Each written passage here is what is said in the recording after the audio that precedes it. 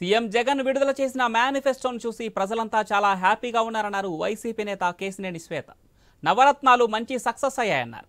ఈ ఎన్నికల తర్వాత గెలిచి మరోసారి పేదలకు అనేక సంక్షేమ అభివృద్ధి కార్యక్రమాలు చేపడతానన్నారు.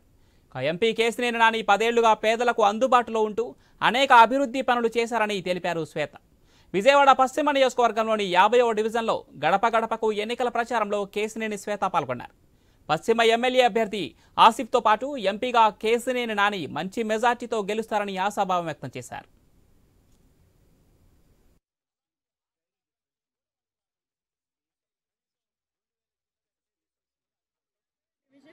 మన కార్పొరేటర్ బంకా విజయ్ గారు అందరితో పాటు గడప గడప పాదయాత్ర చేస్తున్నాం.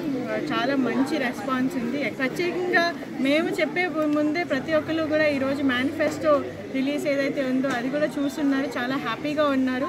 మీరు చూసుకుంటే చేయూత 1.5 lakhsకి పెంచారు. అమ్మఒడి కూడా 15,000 నుంచి 17,000కి పెంచడం జరిగింది.